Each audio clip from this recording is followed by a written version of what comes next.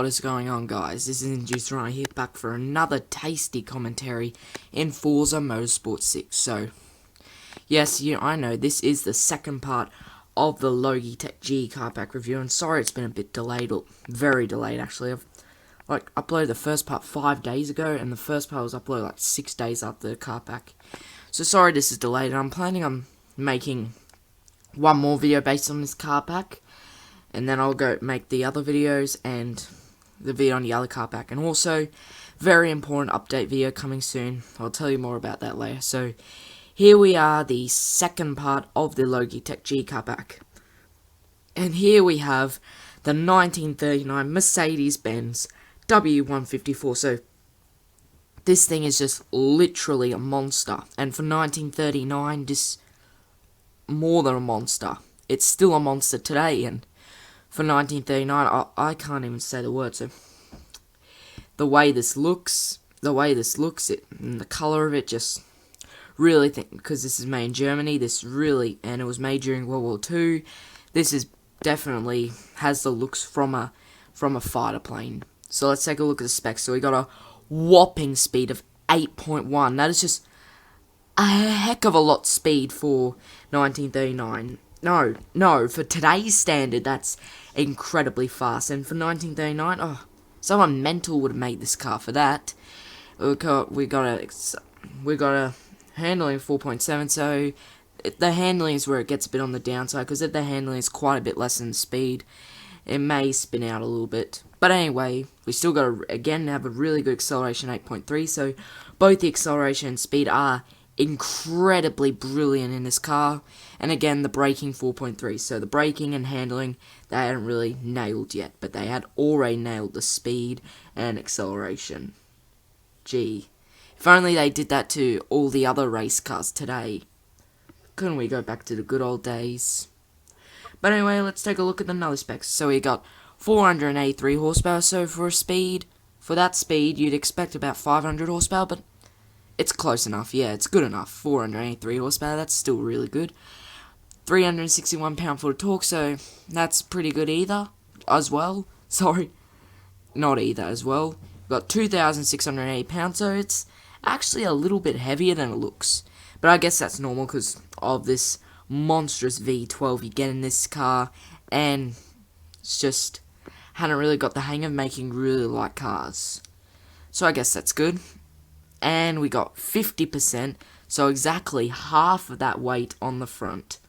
So this car looks really good, looks really tough, looks really World War II-y, whatever you say, and it's really fast. And of course, it's not it's really fast for today's standards, but power, that's still a lot of power for today's standards. Alright, so let's hop into this little machine. Alright, so yes, this is based off the Auto Union Type D and the Maserati. I forgot what it's called. So yeah, if you look at this, the radiator grille and all those intakers on the bonnet, this so looks like the parts from a fighter. Alright, so looking at the engine, so this is exactly a 3-liter V12 engine made by M154. And yeah, I like the back part. I like the bottom at the back. The bottom end looks kind of cute. Yeah, it looks pretty cute. So when you look at the racer seat, it looks pretty nice. Like, not the most spacious, like the way it's cut out in half of the car. Yeah, and it's a nice step in. It feels like a nice step in. So yeah, this is nice. You get the exhaust pipes going through, nice looking Spitfire-like gauges. But the only thing I don't really like about this interior is the steering wheel. Like, it's just the steering wheel looks a bit too big, and kind of doesn't make sense how it's wooden around in a race car. But I guess that's alright, because 1939, most of the cars were wooden around the steering wheel, so that's good. Let's start it up.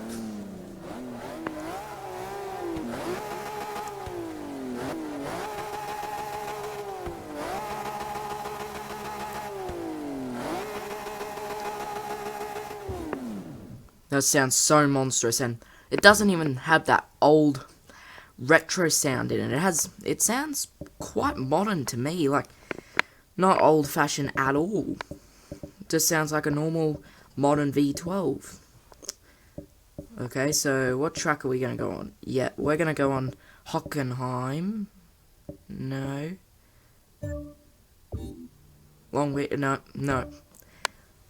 Le Mans. Yeah, we'll go Le Mans. Le Mans. Which one? Yeah, we'll go on this one. The daytime one. We don't really need rainy track, and we don't really need nighttime. So the car has no headlights, because it's really old. And it's a race car, and race cars don't usually have headlights. These were, well, no race cars back then had headlights. Well, of course, that was the first race car, but even the race cars that came in, like the Bradham and the Honda we were testing on the first part, doesn't have headlights. So, as you can see, this looks really monstrous, even though it's quite small. Whoa, got some launch there. Pretty good go on a straight line so far. Okay, so how much understeer will we get? Yeah, we got out. We got a bit of understeer there. But at least it has pretty good go on a straight line. Oh, okay. Got a bit of drifting there. Yeah, we're getting the hang of the turns. So this actually goes extremely well for 1930s. Yeah, and this, I've driven the Auto Type D. It goes similar to this, I think. Yeah, and it's pretty much the exact same as this because they're both German, except the only difference is the Auto Union Type D. I forgot if it has a wooden steering wheel. I'm not sure, and the one of the gauges in the Auto Union Type D is white, a white gauge. So, and still like based off fighter aeroplanes or Spitfires, World War II fighters or Spitfires. And the Maserati I've also driven, and it's similar to this, except it's not as fast and it doesn't really feel like this. It doesn't really go like this. But the only thing I like better about the Maserati is the colour. No, I like the colour of this. No, the only thing I like better about the Maserati is the red seat you get. And that's it. And how I don't think you get the wooden steering wheel. I'm not sure. You can correct me if I'm wrong, but if you don't get a wooden steering wheel with the Maserati, that will be one out of two things I'd only prefer on the Maserati. I forgot what it was called. I think it was the 8Y something, or the 8C. No, the 8C, that's Alfa Romeo. Alright, so this actually turns better than I thought. Handles a little bit better than I thought. Okay, so now we can move on to the next car. Alright, so here we are in the next car. So we got the 1994 Nissan number 75 Cunningham Racing 300ZX. So this is a pretty good race car, I will admit, but most race cars, or a lot of cars, I'm not a huge fan of the 1990s, because they're like right in between the 1970s classics and the modern day 2010 cars. So 20 years newer than the 1970s classics, and 20 years older than the cars today, 2010s. But anyway, yeah, let's take a look at the specs. So we got speed of 7.6, so that's pretty darn good. Speed of 6.7. Handling of 6.7, sorry. So that's pretty good too. That's alright for the speed. That's actually pretty good. This might have quite a bit of grip. Bit like a prototype race car. Except handling is only like 9% less than the speed. We got an acceleration of 8.8, so that's really good acceleration. Really good. That's pretty mad acceleration. Well, that's normal for a race car, but it's more than you'd think on a race car like this, because I'm not sure about the looks of it. It's kind of a sleepy looking race car. I'm not a huge fan of the old NASCARs. I'm not a huge fan of NASCARs at all. And like I said, I'm not a huge fan of most 90s cars.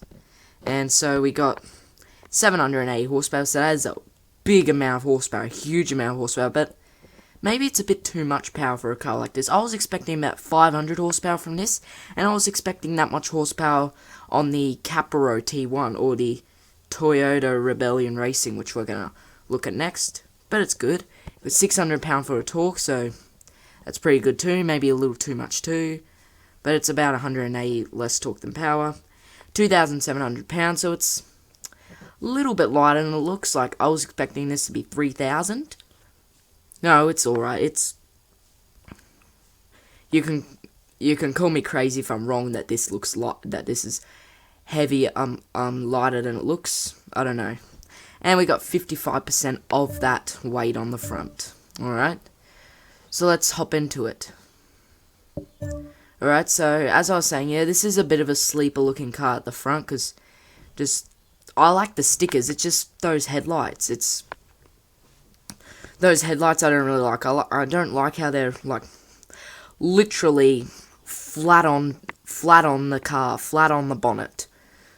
And yeah, I'm just not so sure about that look. I don't really like that look at the front, at least. And the Ray grille, not too much. I'm not a huge fan of the 300ZX. Oh, whoops. We don't want to do that. Alright, so... But anyway, let's move on. So the side looks good. I like the side of it. The stickers, the numbers, all that. Oh, let's open up the bonnet.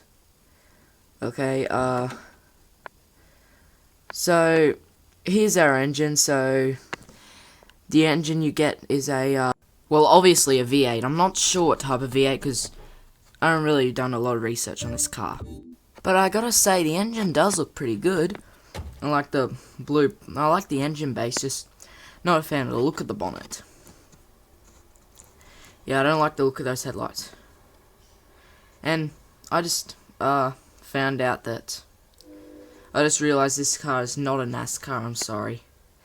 It's not a NASCAR. It's actually a car that went around Le Mans. It's a Le Mans car. So looking at the back, so yeah. Sorry about that. Apart from the wing and the stickers, it sort of looks like the back of a 300ZX. Yeah.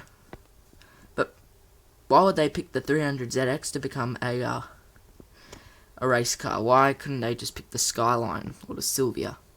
And this is what I find weird. You can't open the doors. You have to squeeze in through the windows. Literally. But yeah, this interior looks alright. Looks pretty good. Like, quite a bit of technology for 1990s. A few buttons there, nice looking gear stick there, and a simple looking steering wheel there.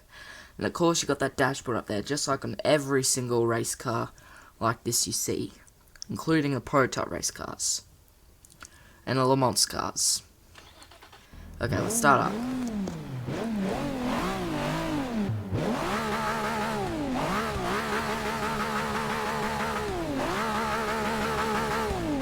So it does sound pretty good, but just doesn't really sound like a 700 horsepower car. And that's the thing about race cars like this with the dashboard. They all look the same when they're turned on. Exactly the same. And the rearview mirrors, I don't really like how the rearview mirrors are up there, also. Alright, so let's pick a track, so where will we pick? Actually, yeah, we're going to pick Daytona, because this is a, I know this is a Le Mans car, but me and my friend got mistaken as this as a NASCAR, but when I looked closer at it and researched and had a look at the interior also, it was not a NASCAR, and I did do a bit of research on this, and then I just remembered, like, but it didn't say, like, there was only basically one paragraph about this car. It didn't say, all it said is that it had a V8. I don't know if it's all V8, but it did say it was a Le Mans car. I just forgot, because I still thought this was a NASCAR, an old NASCAR. But we're still going to take it around Daytona, because, gee, I don't really like how all you can see, like, I kind of like how the way the view looks at the dashboard, but I don't like how you can't see the steering wheel at all. But you can see the dashboard, and that means the steering wheel's pretty low overall. So yeah, kind of looks good. The view looks good. The way you look at the dashboard looks nice. The windscreen, not the best view, like not the best distance you can see. Depends how tall or short you are. Because if you're short, like a little bit shorter, you like 5'5", I don't know, you could probably see it better because you're lower. Because when you're tall, like, you have to sort of put your head down a bit because of the windscreen view. So what do I give this car? I'd say a 5 or 6 out of 10. Because, like I said, sleek looking. It looks pretty sleek looking. It doesn't look like a Blondes in 700 horsepower. And just, there are some weird things. But it does drive really good and sound pretty good. So now, we can move on to the next car in the pack. Okay, so the next car in the pack we got is this awesome looking race car. The 2014 Toyota number 12 Rebellion Racing Lola R1. Lola is in, you don't know. Okay, so this is a Le Mans car. This is a bit like the Audi R18, you could say, or the Audi R15. Like, it's the same shape, but it's just less powerful. I love this thing. I really do. It looks really good. I think it's actually slightly better than the Capro. Because just all the designs you get, the way it looks, how it's got a roof, all that. So, let's have a look. So, you've got a speed of 7.2, so it's not really the best speed, but it's good enough, I guess. And, yeah, it's not as fast as the Audi R18 or R15, whatever, and it's not as fast as this one. I like to call this its predecessor, the 999 Toyota Motorsport GT1 TSO 200. Yeah, so let's look at the others. So we got 525 horsepower, so it's not as much horsepower as I thought. I thought this would have 700 horsepower, like the Audi R18. We got 310 pound-foot of torque. So that is quite a bit less torque than power. I expected more torque, like both more torque and more power. But yeah, we forgot to test the weight. It's alright. I believe it was 1,800 pounds. Okay, so yeah, looking at this, I love this. I love these sort of cars. Both this one, the Audi R18, and the Peugeot version of this. So I just love how the way the chassis goes up. I like the way the headlights look. I like how the thing goes over the steering wheel and comes down to the headlights. And I love looking at it this side. I really do. I love looking at it in this angle. This is just a monster car. This is probably the best prototype race car ever. It's fast, and it's built for endurance, and it looks really good. And yeah, this wing, this part, the long that's connected to the wing and goes up there, like the fringe of the car, I don't know how to explain it, as you can see, when you look at the wing at the back, it's when you look at it at the back, it's like a slightly wider version of a Formula 1 car when you look at it at the back. Not really, but sort of, because the wing's bigger. The wing's smaller on a Formula 1 car. So yeah, I really like this car. And I like how the doors open. They are quite small. Oh, it's the wrong side. They are quite small, but they're good enough. Yeah, the way the wing and that part that's connected to the wing looks, it kind of looks like on the Lamborghini Veneno. You get the wing and you get that straight bit at the back connecting from the wing to the very top. That makes it look like the hair of the car. No, not really. Makes it look like the exhaust on the top of the car. So let's start up. Because you don't need to talk about the interior, really.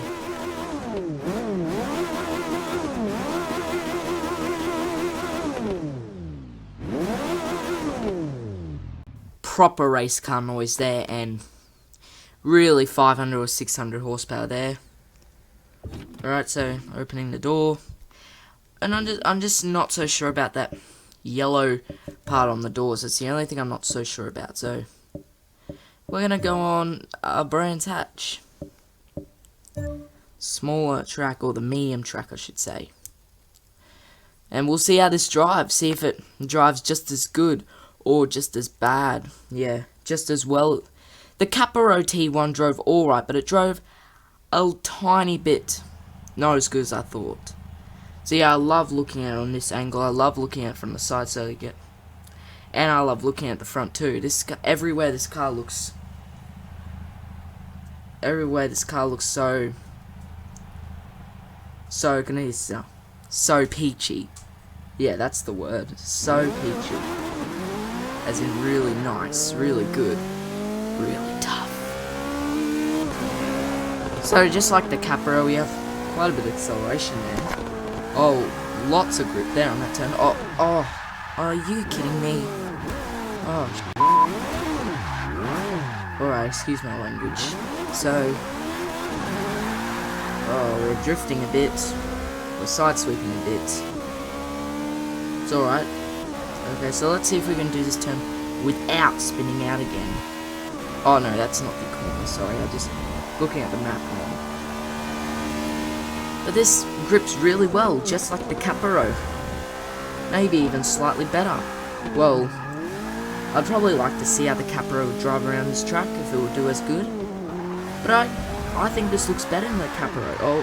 Oh. And we got back on.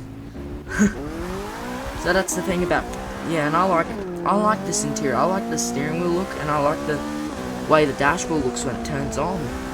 The dashboard looks kind of like, yeah, just like the screen, what the screen looks like.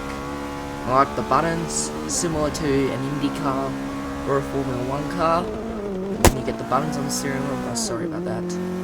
Oh, just slow down. Come on. Okay. So let's go to the finish line, and we'll give this the ultimate review.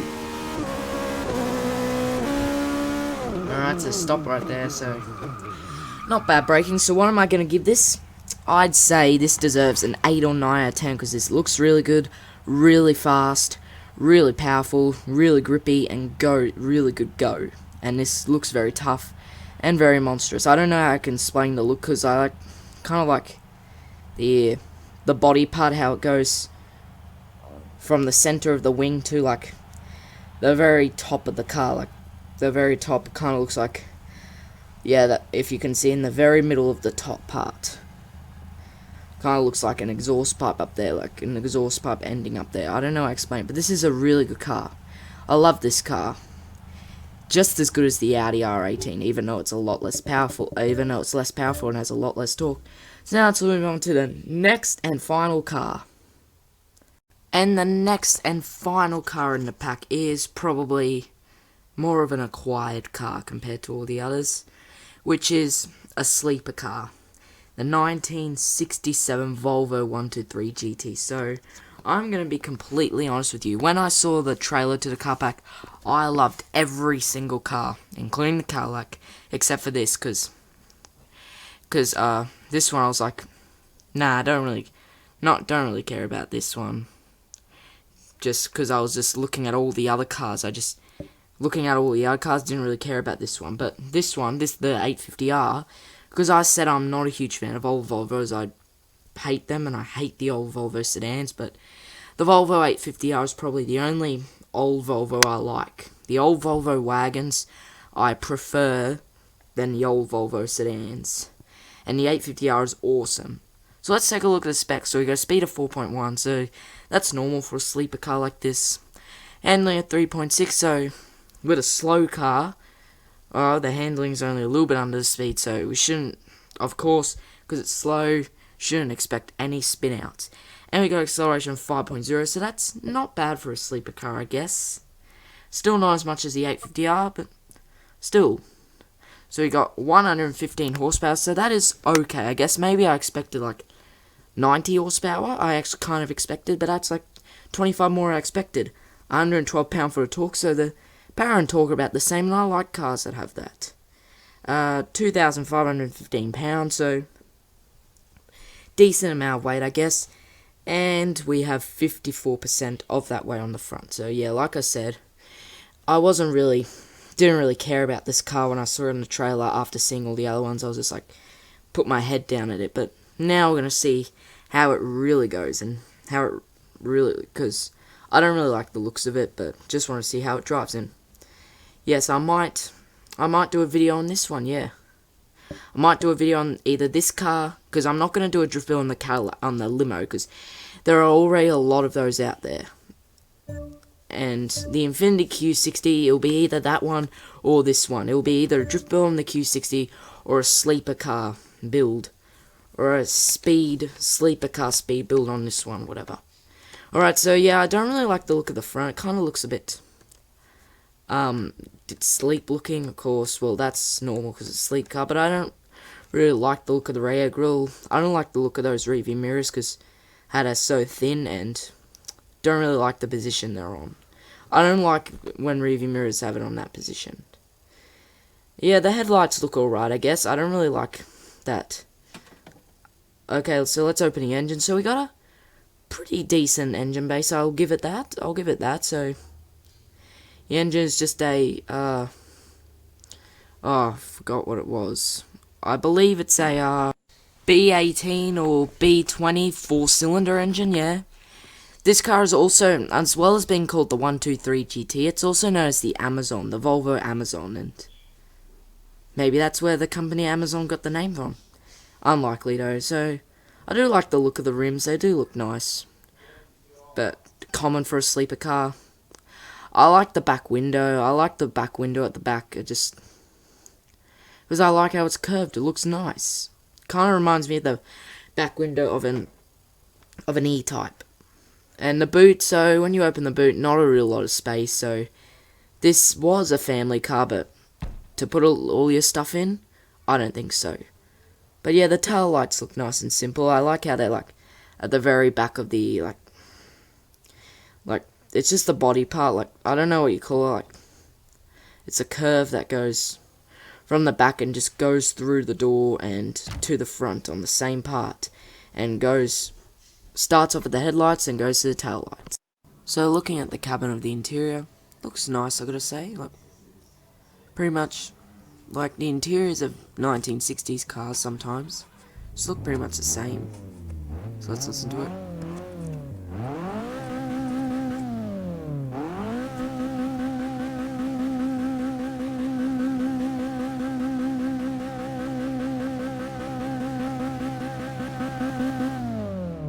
So I gotta say, that's a pretty good sound for a sleeper car. I'll give it that. I'll definitely give it that, even though, unfortunately, it's not quite as fast as it sounds. Right, so let's hop out. And now we'll hop onto the track, and I'll see you there. So here we are, on the track, in the Volvo 123 GT. So yeah, it's probably the least best car in the pack. Well, it's an alright car. You gotta have a sleeper car in every pack, I guess, but compared to all the other cars, it's probably the least best. But I wonder if that's all gonna change if I gave this a speed build, like a sleeper car build. So yeah, in the interior, I find weird in Forza that every single race you go on, like the headlights are always on and the gauges always glow. Like, is there a way to turn them off? Like, if you just go in photo mode and toggle headlights and leave them off when leaving photo mode, that does nothing. But yeah, I do like the gauges. I like how they go green, because yeah, the reason I said the interior is very similar in most 1960s cars is because like the speedometer is like going across, and there's the tacho that's just round, the tachometer or whatever. You'd think that's the clock, but it's the tachometer. And yeah, obviously just goes like a sleeper car, slow, controlled, and handles well, obviously. So here we are approaching the finish line, and this car is actually maybe a little bit better than I thought. I'm not saying I hate it, I didn't know, like, I never knew like Volvo don't own the best classics, and when I say they're old cars I don't really like their 1970s, 80s and 90s cars, apart from the 850R. Like, I don't like the old Volvo sedans. I didn't say. But yeah, what do I think of this car? What do I give it? I'd say, for a sleeper car, I'd say 4 or 5 out of 10. So yeah, I'm not sure about the look of the front, but it actually, if you look closer, it actually isn't really what you expect, and goes pretty well, even for a sleeper car. And it sounds really good, even for a sleeper car. But just the sound, it's not as fast as it sounds, unfortunately. But yeah, so with that sorted, The car pack review is finally finished after nearly 2 weeks, I'm afraid. Now I feel ashamed for that, but in the next day or two, there will be a video either giving this car a speed build or the Infiniti Q60 drift build. So, with that, guys, thank you guys for watching. If you enjoyed the video, leave a like and subscribe, and stay tuned for more videos like this. And yeah, also just a quick reminder, in the next 2 weeks there will be a really important update video coming soon, so stay tuned for that, and I'll see you next time.